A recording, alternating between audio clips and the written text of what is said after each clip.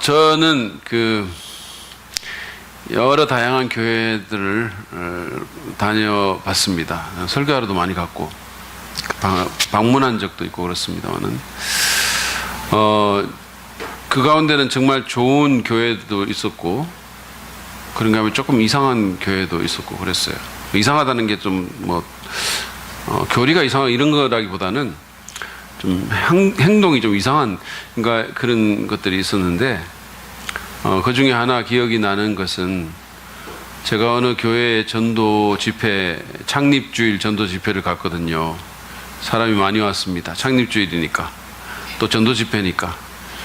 그래서 그날 아마 설교를 제가 전도에 대한 설교를 하고 예배가 끝나고 나서 집사님들이 안내를 해가지고 그 교회의 밥을 이렇게 제가 타가지고 그 교회 담임 목사님실로 들어간 거예요. 그 집사님들이 안내를 해가지고 쭉 집사님들이 이렇게 둘러앉아 있었는데 그날 담임 목사님은 이제 손님들이 많이 왔으니까 새로운 분도 오시고 또 오랜만에 오시는 분도 오고 그러니까 이제 인사하고 하는 정신없죠. 이렇게 사람들 챙기고 한다고.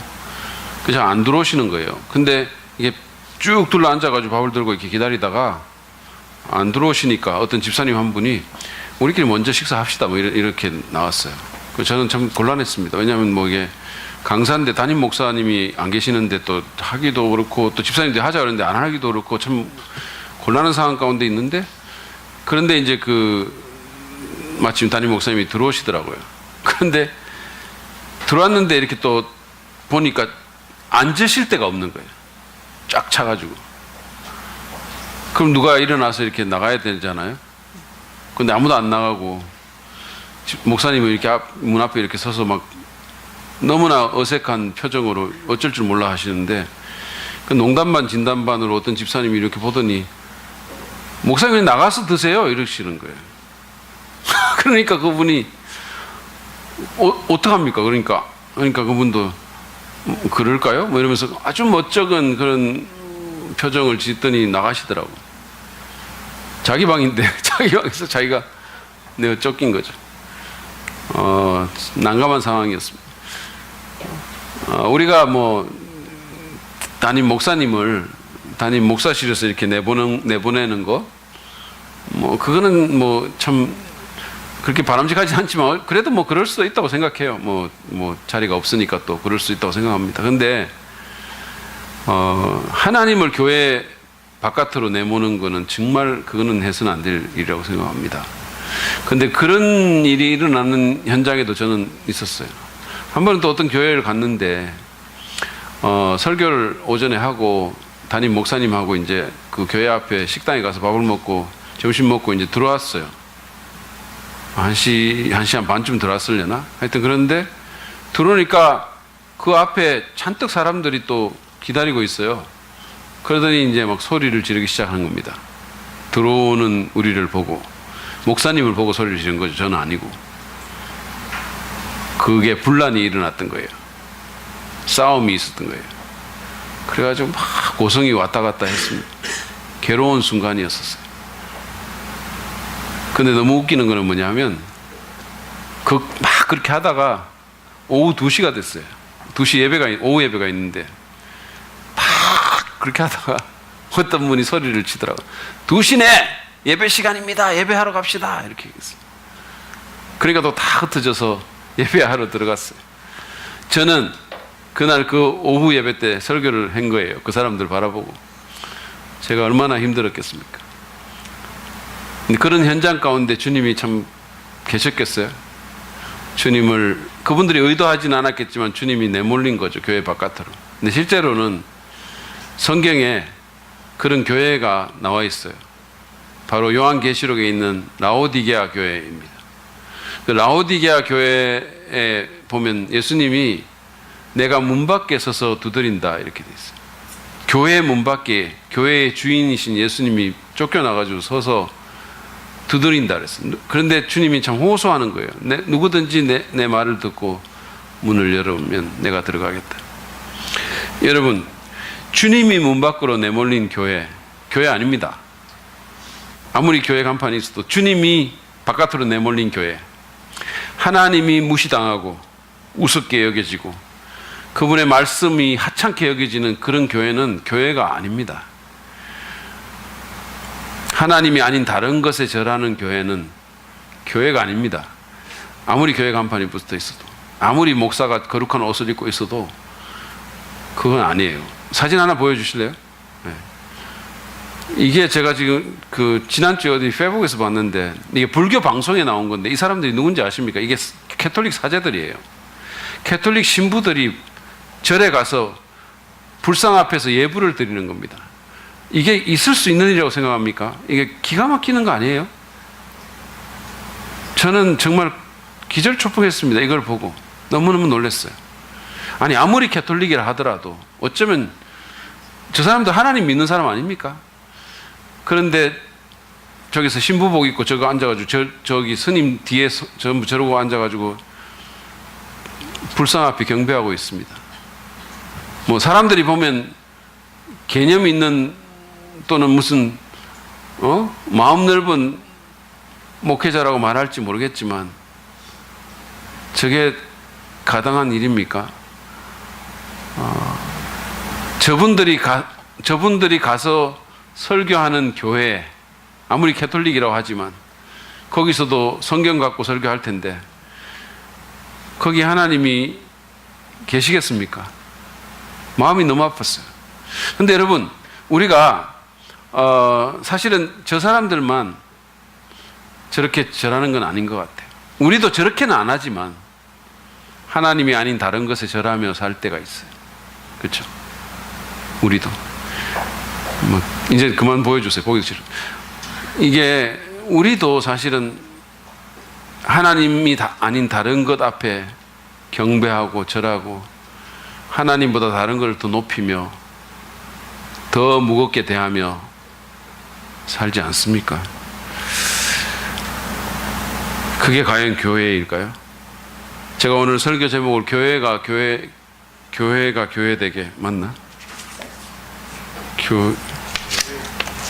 교회를 교회되게 라고 붙였는데, 교회가 교회되기 위해서 하나님이 그 중심에 복귀하셔야 되고 하나님이 하나님으로 그 앞에 서야 되는 거예요. 그게 교회가 되는 거 아닙니까? 지금 저희가 이제 오늘 느헤미야 10장을 살펴볼 텐데, 오늘은 앞부분하고 다음 주에 뒷부분을 볼 텐데, 여러분과 제가 이렇게 느헤미야서를 쭉 보면 지금 앞부분은 사실은 성전 건축에 대한 얘기가 쭉 나오고 있고, 성벽 건축, 죄송합니다. 성벽 건축에 대한 얘기가 쭉 나오고 있고, 뒷부분은 사실은 그 영적 각성에 대한 얘기가 나옵니다. 부흥에 대한. 그러니까 무너진 거를 회복시키는데 앞에는 벽을 회복시키고 뒤에는 마음을 회복시키는 거예요. 근데 오늘 보는 10장에서는 지금 이스라엘 공동체가 하나님 앞에서 언약을 다시 세우는 그런 장면이 나와요. 이거는 이제 우리가 그 전부터 봤던 에스라의 성경 강독이라든지 그들의 회개라든지 이런 걸 통해 가지고 그 일련의 과정을 통해서 그들이 하나님 앞에 하나님 백성 공동체로 다시 세워지는 과정입니다. 근데 그 정점이 지금 언약을 세우는 거예요. 다시 말하면 하나님과의 언약을 새롭게 한다는 것은 그들이 하나님이 다시 그들에게 하나님이 되고 하나님이 그들의 중심에 서신다는 거예요. 그뿐만 아니라 그들 자신 또한 하나님께 하나님의 백성이 돼서 하나님의 백성 공동체로 바르게 선다는 얘기입니다. 오늘날 우리가 이제 신약에서는 사실은 교회가 하나님의 백성 공동체입니다. 그렇죠? 그러니까 이 구약에서 지금 유대인들이 하나님의 백성 공동체로 언약식을 통해서 바르게 세워진 것처럼 교회가 교회되기 위해서, 오늘날 하나님 백성 공동체인 이 교회가, 여러분이, 제가 교회되기 위해서 어떻게 해야 되는지를 오늘 느헤미야 10장이 가르쳐주고 있어요. 저는 여러분과 함께 그것을 간단하게 나누려고 합니다. 첫 번째 교훈은 뭐냐 하면, 교회가 교회되기 위해서 지도자들이 먼저 하나님께 헌신해야 된다는 거예요. 교회가 교회되기 위해서 지도자들이 먼저 하나님께 헌신해야 됨을 오늘 이 말씀이 가르쳐주고 있습니다. 2주 전에 우리가 본 것처럼 그 이스라엘 백성들이 이제 자신들의 역사를 이렇게 해고를 하면서 하나님의 그 신실하신 은혜, 하나님의 그 역사 가운데 개입하시고 자기들에게 자비를 베풀어 주시고 은혜를 주신 것들을 기억하는 동시에 그들이 그러한 은혜의 하나님께 자기들이 얼마나 죄인이었고 자기들이 얼마나 정말 그 패역한 사람들이었는가를 돌아보며 회개하는 그런 기도를 올렸었어요. 9장에서. 9장에 보면 긴 기도문이 나오거든요. 근데 그게 사실은 성경에서 제일 긴 기도문이에요. 성경에 기록된 기도 중에 제일 긴 기도문이 그겁니다. 그런데 이제 그렇게 기도하면서 자신을 하나님 앞에 회개하고 나서 이제 지금 뭐를 하냐면 하나님께 자신을 재헌신하면서 언약을 세우는 거예요. 9장 38절에 보면 이제 그게 나와 있습니다. 여러분 성경을 보시거나 스크린 보면서 이것을 같이 한번 읽도록 하죠. 시작. 이 모든 것을 돌이켜본 뒤에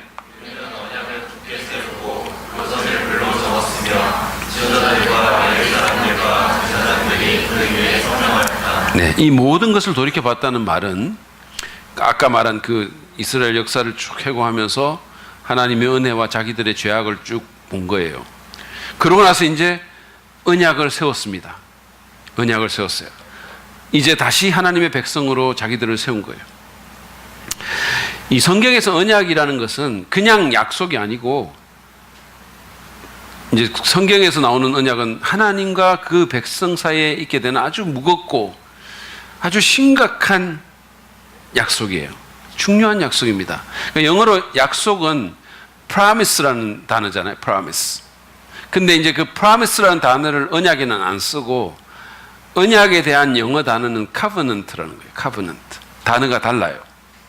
그러니까 이거는 아주 무거운 약속입니다. 공적인 약속이에요. 그러니까 이것은 사실은 고대 근동에서 이제 그 국가 간에도 언약을 맺기도 하고 종주국과 이 속국 사이에 언약을 맺기도 하고 왕과 백성 사이에 언약을 맺기도 했었어요. 물론 하나님도 자기 백성들과 언약을 맺었습니다. 근데 고대 근동에서 이제 언약을 맺을 때 어떤 의식을 했냐 하면 여러분 아브라함 언약을 기억하실지 모르지만 짐승을 잡아요. 짐승을 잡아 둘로 쪼갭니다. 둘로 쪼개가지고 하나는 여기다 놓고 하나는 이쪽에 놔요. 그러고는 그 언약 당사자들이 서로 마주보고 그 쪼개진 짐승 사이를 걸어가요. 이게 무슨 뜻이냐 하면 내가 만약에 이 언약을 지키지 못할 시에는 이 언약을 어길 시에는 이 쪼개진 짐승처럼 되겠다라는 그런 의미입니다. 그러니까 굉장히 무겁고 굉장히 심각한 그런 어떤 약속이라는 거예요. 그러니까 보통 중딩들이 손가락 걸고 우리 우정 영원히 변치 말자라고 하다가 한 달 만에 잊어버리는 그런 약속이 아니라 이거는 정말로 무거운 약속이라는 거예요. 자, 우리 교회에 다이어트 클럽이 있습니다. 지금 가볍게 살기 원하는 사람들이 있어요. 자, 그런데 이걸 이제 우리가 상상한 그 회원들이 6개월 만에 10kg를 빼기로 지금 서로 언약을 맺는다고 합시다. 이제 그래가지고 지금 언약을 맺어요. 밤에 먹지도 않고 이렇게 하면서 언약을 맺는 상황 가운데서 그 다이어트 클럽의 회장이 이만한 큰 장닭을 그냥 잡아요. 반으로 팍 쪼갭니다. 그래가지고 하나는 여기 놔두고 하나는 여기 놔둬요.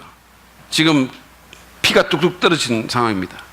자, 그런 가운데 지금 그 다이어트 클럽 회장과 회원이 서로 마주보고 그 쪼개진 닭 사이로 걷는 거예요.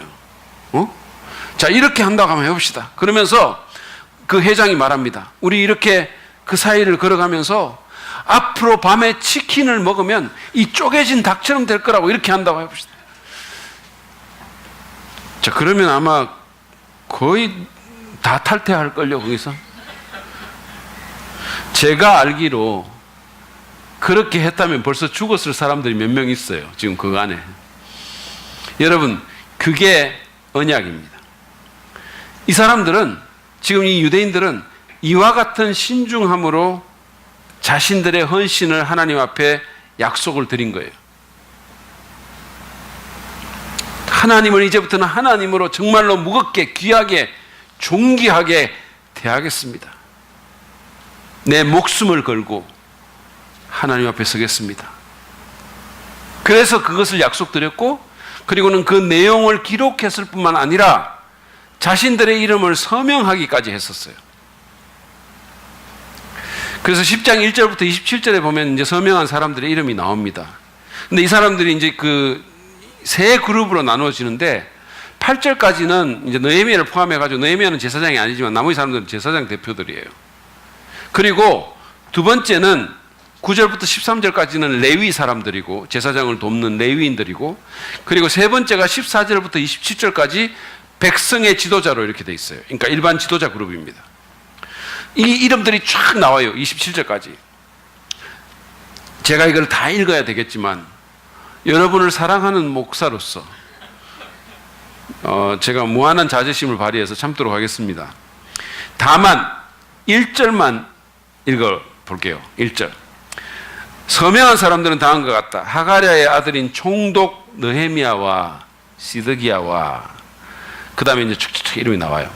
자, 누가 제일 먼저 나옵니까? 느헤미야죠. 우리의 주인공 느형입니다. 느헤미야가 가장 먼저 자기 이름을 올렸어요. 다시 말해서 그가 가장 먼저 헌신한 거예요. 가장 먼저 자기가 헌신한 겁니다. 왜냐하면 그가 탑 리더였기 때문이에요. 그리고 제사장의 이름, 레위인들의 이름이 나와요. 여러분, 이 공동체의 영적 갱신이 열매를 맺게 된 것은, 이 공동체가 정말 하나님의 백성으로서 하나님 앞에 올곧게 바르게 서게 된 것은 이처럼 지도자들이 먼저 하나님께 자신을 드렸기 때문이에요. 교회도 마찬가지입니다. 교회가 교회되기 위해서는 리더들이 먼저 하나님께 헌신해야 되는 거예요. 제가 이런 얘기를 하면 여러분들은 맞아 그러면서 은혜 받을 거예요.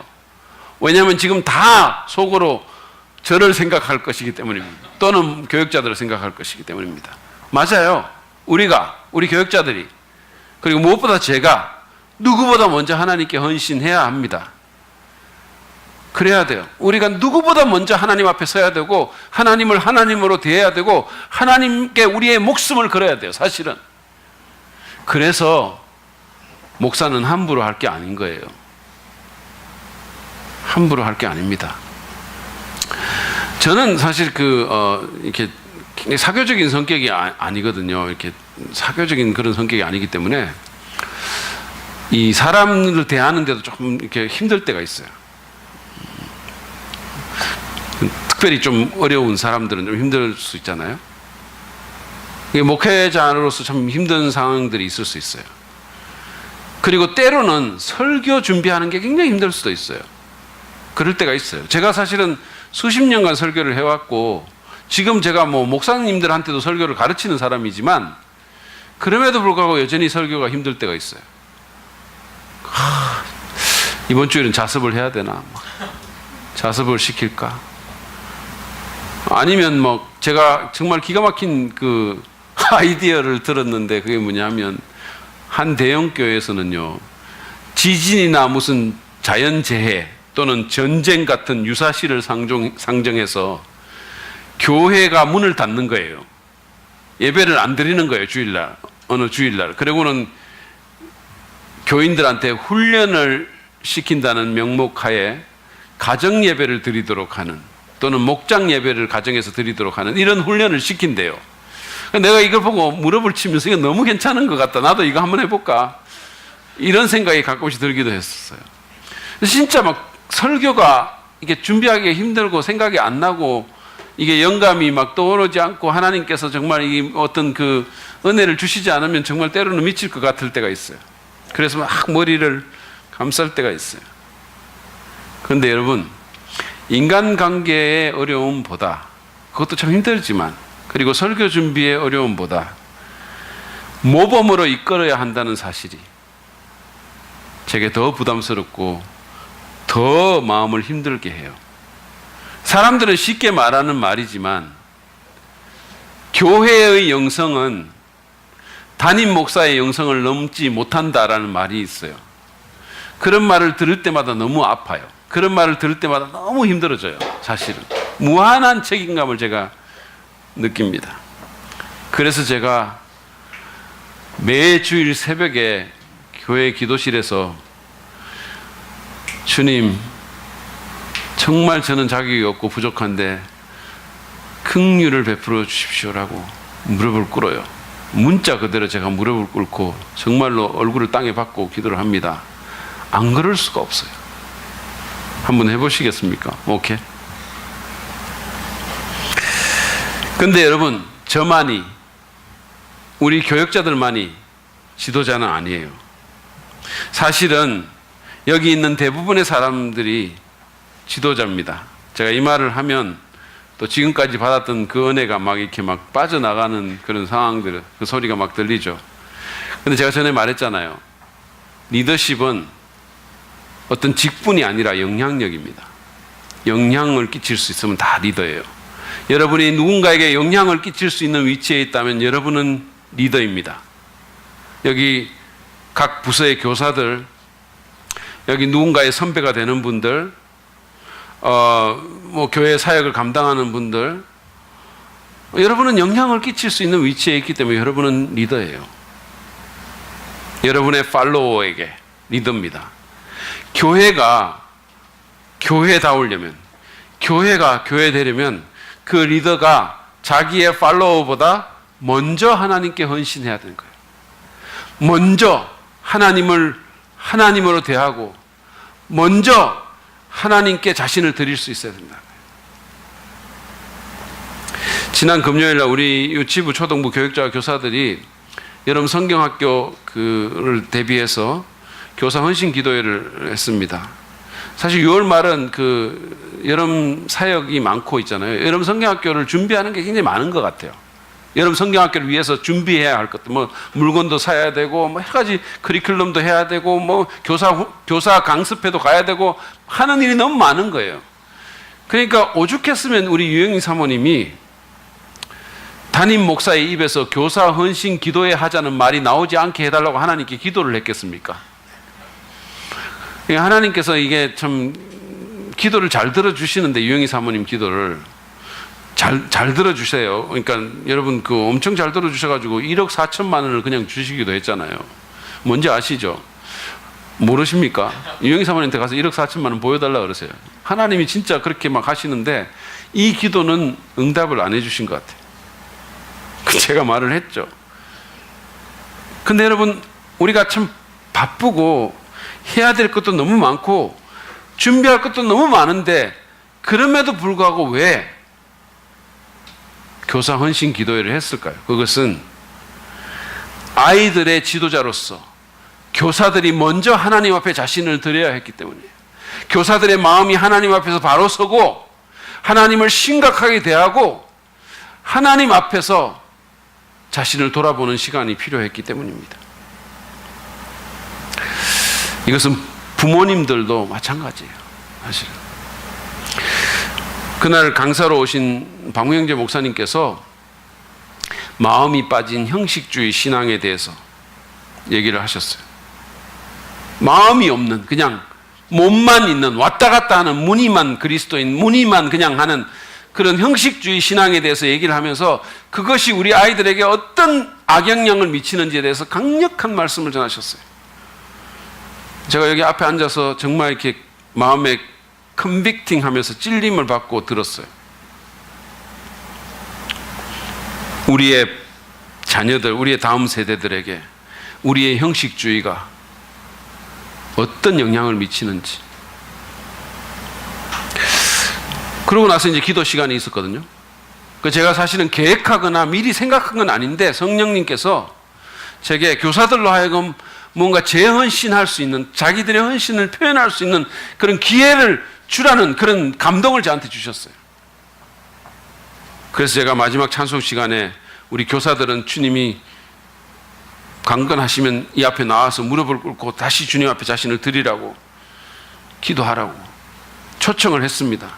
사실은 그 속으로는 한 명도 안 나오면 어떡하지, 이런 어떤 상당한 불안감을 갖고 했었어요. 왜냐하면 제가 우리 교회를 너무 잘 아니까, 너무 리액션이 없는 거, 말도 하기 싫어하는데 몸으로 움직이겠나 이런 생각이 들긴 했었어요. 그런데도 제가 이렇게 초청을 했거든요. 그런데 거의 대부분의 교사들이 이 앞에 나와서 기도를 한 거예요. 사진 한번 보여주실래요? 이렇게 정말 이 아름다운 모습으로 정말 자신을 하나님 앞에 겸손하게 낮추면서 이 앞에 나와서 기도를 한 거죠. 근데 이 기도 가운데 저도 너무 이렇게 헌신하는 가운데 저는 비록 여기 서 있었지만 저도 무릎 꿇고 같이 주님 앞에 헌신하는 마음으로 나아갔고 제게도 너무 은혜가 됐는데 나중에 한 교사가 그러더라고. 자기가 너무 회개가 너무 됐다고. 이 앞에서 하나님 앞에서 정말 내가 교사인데 내가 부모인데 정말로 내가 하나님을 어떻게 대했는지 하나님이 내게 어떤 존재였는지 너무 회개가 됐다는 거예요. 그러면서 내 인생을 통해서 내 삶을 통해서 아이들이 어떤 영향을 받았을지. 그래서 정말 이렇게 회개하고 그날 막 어떤 교사는 울고 막 이랬어요. 주님 앞에 정말 막 뜨거운 눈물로 주님 앞에 나아가고 그랬습니다. 여러분이 누군가의 지도자라면 그 사람보다 먼저 하나님께 헌신해야 돼요. 먼저 하나님 앞에 자신을 드리고 하나님을 정말로 무겁게 대하고 하나님이 내 인생에 정말 그 주권자가 되심을, 주인이 되심을 내가 인정하고 그리고 그분 앞에 내 삶을 드릴 필요가 있는 겁니다. 그게 우리의 믿음을 번지게 만드는 거예요. 아시겠어요? 그게 믿음이라는 것은 어떤 이론 교육보다는 실제적인 삶을 통해서 누군가의 삶을 통해서 더 잘 전수가 됩니다. 이를테면 저는요, 이 기도에 대한 기도를 사실 어떤 이론이나 뭐 어떤 설교나 이런 걸 통해서라기보다 물론 그것을 통해서 배운 것도 있지만 그거를 통해서보다 실제로 기도하는 것에 대해서는 그런 것보다 저희 어머니에게서 더 많이 배웠어요. 왜냐하면 제가 젊을 때 또는 학생 때 밤에 잠이 깨가지고 화장실 가는 때가 있잖아요. 가끔씩, 그죠? 이렇게 나가다 보면 어머니가 그 깜깜한 거실에서 기도하고 계시는 모습을 제가 여러 번 봤어요. 눈물을 때로는 흘리면서 때로는 막 주님 앞에 울부짖으면서 제 이름도 막 나왔던 것 같아요. 그거를 보고 제가 기도하는 것을 배웠어요. 여러분, 여기에 교사들, 또 리더들, 선배들, 하나님께 먼저 자신을 드리십시오. 먼저 기도하는 모습, 먼저 헌금하는 모습, 먼저 하나님을 귀하게 여기는 모습, 예배를 가치 있게 여기는 모습, 먼저 그런 모습을 보여줄 수 있어야 돼요. 그리고 내 생각이나 세상의 풍조가 아니라 하나님의 말씀에 순종하는 삶을 내가 먼저 살겠다고 그렇게 헌신할 필요가 있습니다. 그렇게 지도자가 먼저 하나님께 헌신할 때 교회가 교회되고 공동체가 바로 서게 되고 그럴 때 정말 하나님의 역사가 우리를 통해서 나타나게 되는 것입니다. 두 번째로 오늘 이 말씀은 우리에게 교회가 교회되기 위해서는 우리 모두가 하나님의 모든 말씀에 순종하기로 헌신해야 한다는 것을 가르쳐 줍니다. 우리 모두가 하나님의 모든 말씀에 순종하기로 헌신해야 됩니다. 여기 오늘 본문 말씀을 보면요, 지도자들의 헌신이 나머지 백성에게로 번져나갔어요. 지난주에 제가 언급한 것처럼 이 번짐이라는 시에 보면 이런 시구가 나옵니다. 들어보세요. 번짐, 번져야 살지. 꽃은 번져 열매가 되고 여름은 번져 가을이 된다. 근데 이 시구가 마치 여기 이스라엘 백성을 묘사하는 것 같아요. 지도자의 헌신이 모든 백성에게, 다른 백성들에게 번져 나갔고, 그래서 전체 공동체가 살아나고 번져야 살지. 그리고 그 헌신의 꽃이 번져서 모두의 열매로 맺혔어요. 28절 한번 보시죠. 이거 같이 또 읽겠습니다. 시작. 이 밖에 나머지 백성 곧 제사장과 레위 사람과 성전 문지기와 노래하는 사람과 성전 막 일꾼과 주님의 율법을 따르려고 그 땅에 여러 백성과 인연을 끄는 모든 이들과 그 아내들과 그들의 아들 딸들과 알아들을 만한 지식이 있는 이들 모두가, 여기 있는 이 모두가, 처음에 그 지도자들뿐만 아니라 그 나머지 백성들이 모두가 헌신의 대열에 동참한 거예요. 성전의 일꾼들 뿐만 아니라 여인들과 그 자녀들까지. 여러분 아시죠? 그 당시에 여자들은 카운트도 안 했어요. 근데 그 사람들까지, 그리고 그 자녀들까지, 그리고 그 뒤에 보면 알아들을 만한 지식이 있는 이들, 다시 말해서 아주 어린 아이들까지 하나님을 섬기겠다고, 하나님만을 따르겠다고 서원하고 헌신했습니다. 여러분, 교회가 되려면 이렇게 돼야 되는 거예요. 소수만 하나님을 심각하게 받아들이고, 소수만 하나님께 뭐 나를 드립니다 이렇게 말하는 것이 아니라, 사실은 모두가 그래야 되는 거예요. 소수만 그냥 하나님 믿는다고 하고, 나머지는 하나님을 무슨 행운의 마스코트처럼, 복주머니처럼, 종교적인 무슨 액세서리로 그렇게 여기는 게 아니라, 모두가 하나님을 귀하게 여기고 심각하게 받아들이고 모두가 하나님께 헌신해야 됩니다. 심지어 어린아이까지 말이에요. 미국의 뉴저지주에 그 한인교회인데, 필그림 교회라는 교회에 유년부 전도사를 하는 황재욱 전도사가 어느 금요일 날 자기 학부형한테 전화를 받았어요. 근데 이제 그 학부형이 전화를 해가지고 자기 자녀 그 주일학교 아이들 3명이 지금 택시를 타고 교회를 가고 있으니까 도착하거든 연락을 달라고 이렇게 전화. 그래서 이제 사연을 알아보니까 그날 그 엄마가 너무 바빠가지고 아이들을 금요 성경 공부 모임에 데리고 갈 수가 없었던 거예요. 여러분, 미국에서는 사실은 대중교통수단이 별로 없기 때문에 차가 안 가면 가기가 힘들잖아요. 그러니까 자기가 너무 바쁘니까 아이들을 라이드를 못 해준 거죠. 지금, 그러니까, 그래서 얘들아, 나 지금 오늘은 너희들 금요 성경 공부에 못 데려다 주겠다고 주일학교 애들 3명한테 자기 자식한테 얘기를 하니까 그 밑에 둘부터 시작해서 울기 시작하더라고요. 울고 막, 큰 애는 또 안절부절하지를 못하고 막, 집에 안 들어가고 막 이러더라는 거예요. 처음엔 좀 이렇게 얘기를 해가지고 좀 진정을 시키려고 했는데, 이 진정이 안 되는 거야. 그런데 이제 그렇다고 누가 라이드 할 사람도 없고, 다른 데 어떻게 할 수도 없고 하니까 이 어머니가 콜택시를 불러가지고, 그래가지고 아이들을 태워가지고 보낸 거예요. 그리고 전사님한테 전화한 거죠. 그 아이들이 교회에 왔을 때 그 황 전사님이 궁금해서 물었어요. 야, 너희들 왜 그렇게 교회에 오려고 했어? 진짜 이유가 뭐야? 이렇게 물은 거예요. 근데 아이들의 대답이 자기를 정말 부끄럽게 했다라고 합니다. 애들이 뭐라고 대답하냐면, 왜라뇨, 전사님? 예배하고 싶어서 왔어요. 예배하고 싶어서. I love to worship. 예배가 너무 좋아서 왔어요. 그리고 정말 성경 공부하는 것도 너무 좋다고. 이렇게 애들이 대답했다는 거예요. 자기는 딴 얘기, 진짜 이유 뭐야? 이렇게 했는데. 그래서 자기가 확 부끄러워졌다는 거예요. 여러분, 이 아이들이 기특하지 않습니까? 저는 정말 우리 교회 목자로 임명하고 싶다는 생각이 들었어요. 아이들도 하나님과 관계를 맺을 수 있어요. 아이들에게도 영혼이 있어요. 저는 제 딸내미를 보면 지금보다는 초등학교 때가 훨씬 더 영적이었던 것 같아요.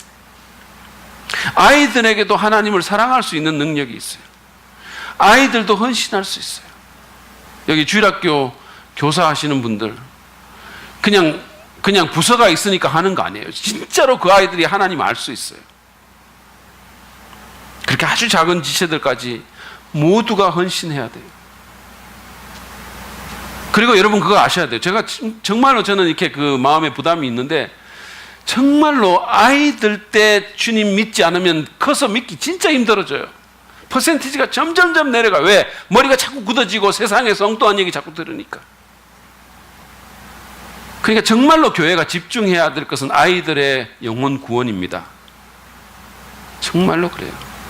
교사들의 직무가 얼마나 큰지 모른다는 거예요. 아시겠어요? 얼마나 큰지 모른다. 정말로 중요한 사역을 하고 있다.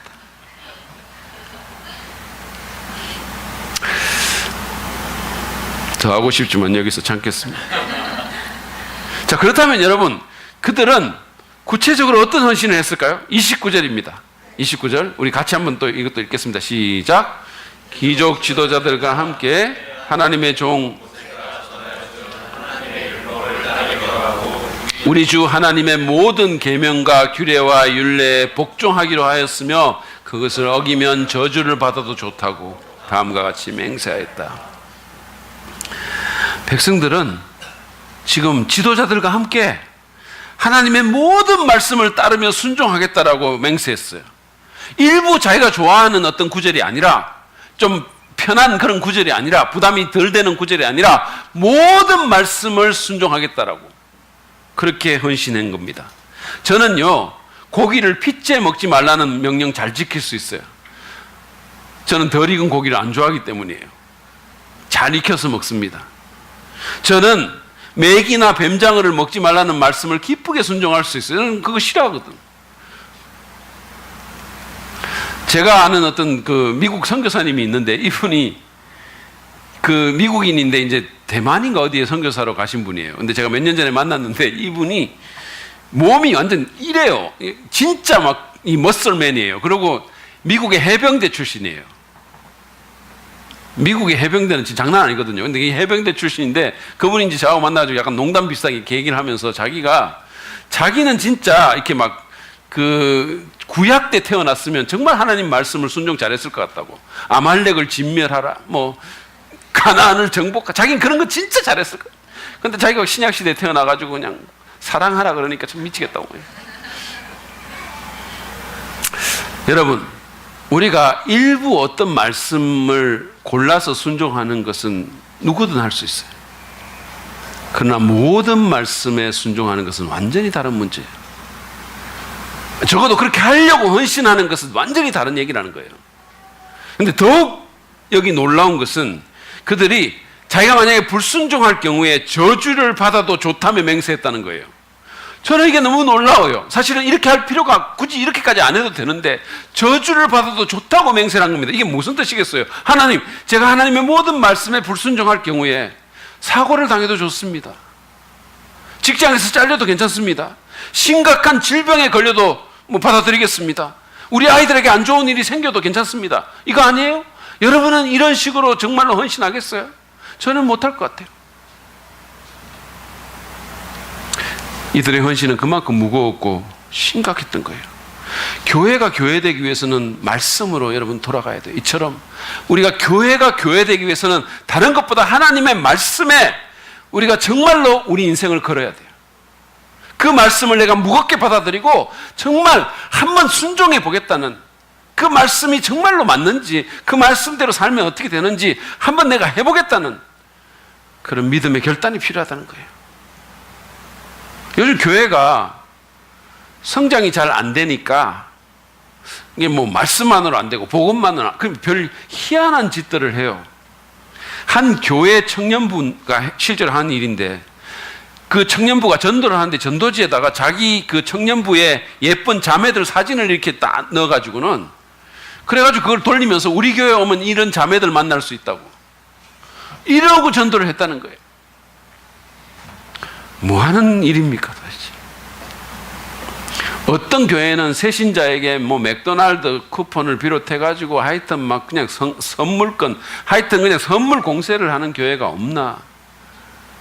어떤 교회는 자기 교회에 오면 성령의 역사는 없어도 성형의 역사가 있다고, 그냥 턱이 깎이고, 자기 교회에 막 기도에 온 사람들 중에 눈에 쌍꺼풀이 생기고. 가보고 싶으세요? 성형의 놀라운 역사가 난다고 광고하는 교회도 있어요. 오늘날 여러분, 정말 우리 그리스도인과 교회에 필요한 것은 이런 게 아니라 말씀으로 돌아가는, 하나님의 살아있고 항상 있는 우리의 심령과 골수와 폐부를 찔러 쪼개기까지 하는, 그래서 우리를 안으로부터 변화시켜주는 말씀으로 돌아가는 거예요. 요즘 그리스도인들은 너무 자의적이고 교회들도 보면 너무 편의 위주고 그런 신앙생활을 하는 것 같아요. 말씀은 말씀이고 삶은 삶이라는 거예요. 예전에 개그 콘서트에 나왔던 유행어 중에 그건 네 생각이고라는 게 있었어요. 기억나세요? 그건 네 생각이고. 오늘 많은 그리스도인들이 그건 말씀이고. 그게 통해? 그게 통해? 이러는 거예요. 제가 사실은 제가 설교한 후에 제가 직접 들은 건데 제가 설교한 후에 들은 거예요. 그러니까 그 부인한테 남편이 하는 말을 제가 지나가다 들었는데 그 부인이 좀 뭔가 이렇게 좀 헌신하려고 했는데 남편이 하는 말이 너무 신경 쓰지 마라. 목사님들 원래 그렇게 말하는 거야. 이렇게 말했어요. 목사님들은 원래 그렇게 말하는 거야. 이렇게. 그게 우리의 태도가 아닙니까? 그건 교회에서 그냥 그렇게 말하는 거고 성경은 그렇게 돼 있는 거고 말씀은 말씀일 뿐 뭐 이런 거예요. 농담은 농담일 뿐. 그러고는 그냥 사는 거예요. 여러분, 하나님은 우리가 말씀에 온전히 순종하기를 원하십니다. 왜냐하면 그것이 우리에게 좋기 때문이에요. 그것이 진짜로 우리에게 좋기 때문입니다. 그것이 진짜 우리를 살게 만들어주기 때문이에요. 그것이 우리에게 자유를 주기 때문입니다. 물론 뭐 일시적으로 불편할 수 있고 힘들 수 있고 대가를 지불할 수 있습니다. 평안을 깰 수 있어요. 그렇지만 결국은 하나님의 말씀이 내 인생을 복되게 하는 거예요. 몇 년 전에 제가 다이어트를 했을 때 제게는 바이블과 같은 게 있었어요. 그게 뭐냐 하면 누구나 10kg 뺄 수 있다라는 그 책. 누구나 10kg 뺄 수. 제목부터 너무 매력적인 책이지 않습니까? 저는 이거를 거의 성경처럼 제가 정말 이 모든 말씀에 순종하려고 너무 노력을 많이 했어요. 그 순종이 저를 얼마간 힘들게 한 것은 맞아요. 배고픔을 참아야 했고 정신에 혼미함도 있었어요. 그리고 정말로 그 야간에 그 치킨과 라면의 그 강력한 유혹에 정말 이를 악물고 참아야 하는 그런 괴로움들이 있었어요. 저를 악한 길로 이끄는 사람들의 어떤 말 있잖아요. 뭐 당 보충하세요. 이거는 괜찮습니다. 목사님 얼굴이 너무 지금 형편없는데 뭐 좀 드셔야 되는 거 아니에요. 이런 말들을 제가 저항해야 되는 그런 어려움이 있었어요. 그러나 6개월 후에 순종의 열매는 너무도 달콤했어요. 저는 무려 12kg을 빼는 위대한 업적을 달성했습니다. 제 인생 최대의 성취예요. 길이 정말 자손들에게 물려주고 싶어요. 지금 혹시 이 가운데 다이어트 클럽에 들어있는 분들은 그냥 탈퇴하고 이 책대로 순종하면 돼요. 뭐 딴 거 필요 없어요. 이거대로 이 모든 말씀을 지키겠다고 헌신하면 됩니다. 다른 거 없어요. 여러분 기억하십시오. 말씀에 순종하면 우리 인생의 질이 더 나아지고 그리고 덜 복잡해져요. 인생이. 여러분 우리가 이렇게 인생이 자꾸 꼬이고 복잡해지는 게 왜 그런지 아세요? 우리가 하나님 말씀대로 안 살고 자꾸 내 생각대로 이 속된 말로 내 통밥을 굴리면서 내 생각대로 살고 거기다 죄가 끼어들기 때문에 인생이 복잡해지는 거예요. 아시겠어요? 거짓말하는 사람들 무지하게 머리 쓰면서 살아야 됩니다. 그거 아세요? 그리고 기억력도 엄청 좋아야 돼요. 왜냐하면 언제 거짓말하는 거 다시 저걸 쓰면 거짓말한 모든 것들을 기억하며 살아야 돼요. 그 얼마나 복잡한 인생입니까? 하나님의 말씀에 순종하면 인생은 단순해지고 인생은 자유로워지고 인생은 더 풍성해져요. 그래서 하나님이 우리에게 순종하라는 거예요. 그뿐만 아니라 하나님의 말씀에 순종하면 우리는 하나님과도 더 친밀해집니다. 여러분 그렇지 않겠어요? 여러분은 여러분의 말을 죽으라고 듣지 않는 사람하고 관계가 더 좋아지겠어요? 아니면 그냥 그 말 중에 몇 개만 이렇게 골라서 듣고 자기 원하는 것만 듣고 그런 사람과 친밀한 관계를 발전시킬 수 있겠습니까? 그렇지 않죠. 우리는 내 말을 존중히 여기고 내 말대로 하려고 애쓰는 사람에게 내 마음을 주는 법이에요. 그게 마음이 끌리게 돼 있는 법입니다. 제가 만약에 매주일 예배 때마다 설교를 30분 안에 딱 끝내고 집안 어지럽히지 않고 그리고 심심하다는 이유로 먼저 깨가지고 잠자는 플리피와 제 아내를 괴롭히지 않으면 저는 제 아내에게 훨씬 더 사랑받는 남편이 될 거예요. 저는 저 혼자 깨 있는 걸 견딜 수가 없어요.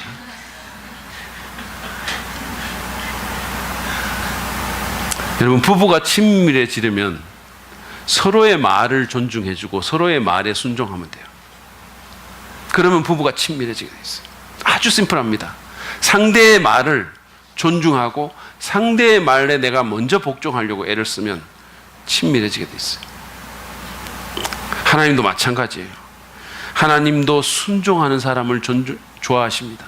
하나님도 당신의 말씀을 존중히 여기고 당신의 말씀에 순종하는 자들을 사용하셨어요. 여러분 생각해 보십시오.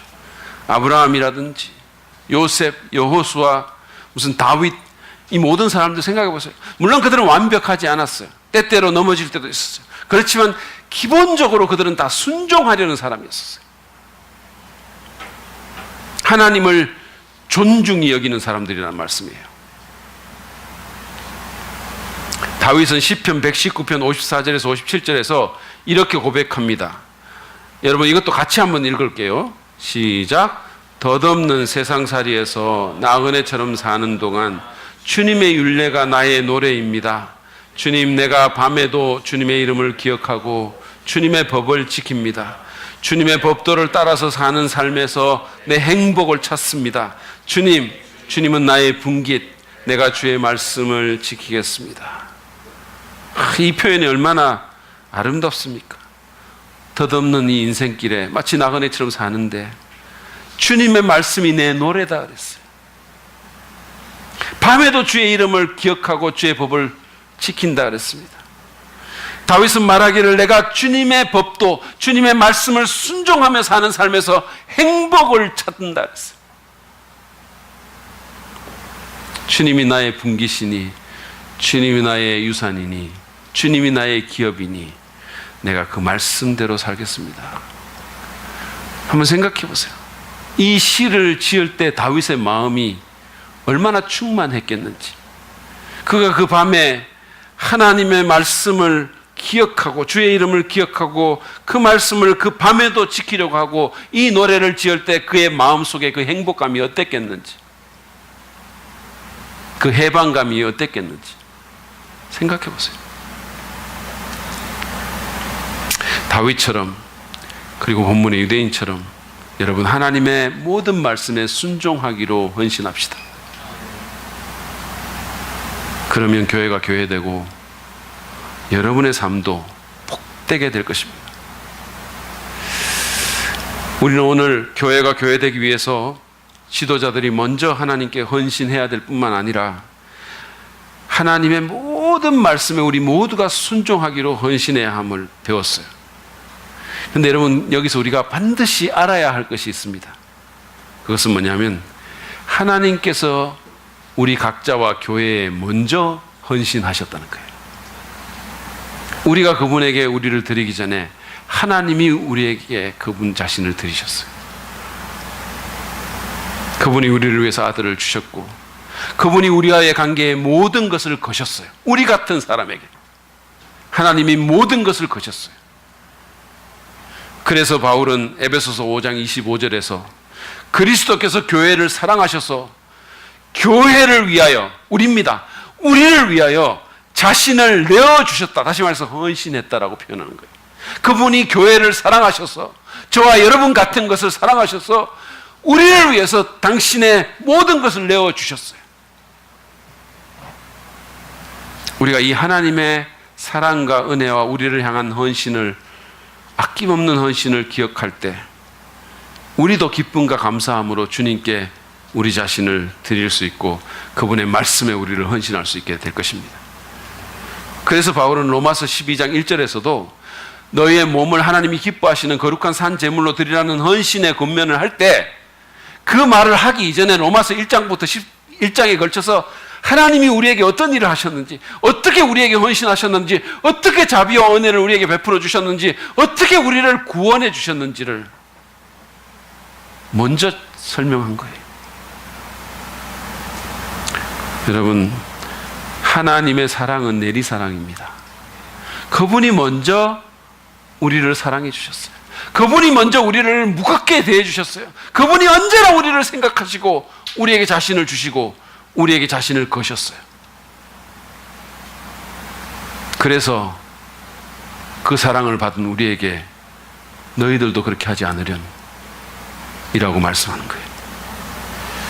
오늘 본문의 유대인들도 사실은 헌신하기에 앞서서 앞장에서 하나님의 자기들을 향한 그 은혜를, 그 사랑을 기억하고 상기했습니다. 하나님의 그 무지막지한 은혜와 사랑을 경험하고 기억하면 그분께 헌신하지 않을 수가 없는 거예요. 제가 전에도 한번 말씀드렸는지 모르겠지만 우리 김애녹 선교사라고 중국의 저 해족들, 소수민족 해족들, 이슬람 믿는 그 해족들에게 가서 선교하던 그 김애녹 선교사님이 여기 와서 말을 했을 거야 아마. 자기가 그 해족들, 아무것도 없는 해족들, 정말 가난한 해족들에게 복음을 전해가지고 하나님의 은혜를 그들이 깨닫고 나니까 하나님이 그들을 향해서 하신 일들을 그들이 기억하고 생각하니까 그 사람들이 말이에요, 하나님께 뭐라도 드리고 싶은 거예요. 근데 드릴 게 없어서 자기들의 피를 뺐다는 거예요. 아침에 세수하는데 두 명이 픽픽 쓰러지더라는 거예요. 하나님의 은혜를 깨달으니까, 하나님의 자기를 향한 헌신을 기억하니까 뭐라도 드리고 싶어서 그렇게 했다는 거 아닙니까? 전에 우리 교회에도 왔던 박태근 선교사님이라는 분은 명문대학교 의과대를 나온 의사입니다. 근데 이 사람이 하나님의 은혜를 알고 주님께 뭘 드리고 싶으니까 의료 선교사로 자기를 드린 거예요. 여러분, 제가 이런 예를 들자면 한이 없어요. 그러므로 주님의 십자가 은혜를 깨닫고 경험하고 기억하시기 바랍니다. 그러면 자신을 기꺼이 하나님과 그분의 말씀에 헌신할 수 있을 것입니다. 그리고 그런 우리가, 그렇게 헌신된, 하나님을 정말 중심에 모시고 하나님을 하나님으로 대하고 그분의 말씀대로 살려고 노력하는 우리가 함께 모일 때 교회가 교회되게 될 것이고, 하나님의 아름다운 임재하심이 그 가운데서 드러나게 될 것이고, 하나님의 말씀의 능력의 역사가 있게 될 것입니다. 그럴 때 우리가 더 아름답고 건강하게 성장할 수 있을 것이고, 더 교회다운 교회로 세워지게 될 것입니다. 그런 축복이 우리 모두에게 있기를 간절히 바랍니다.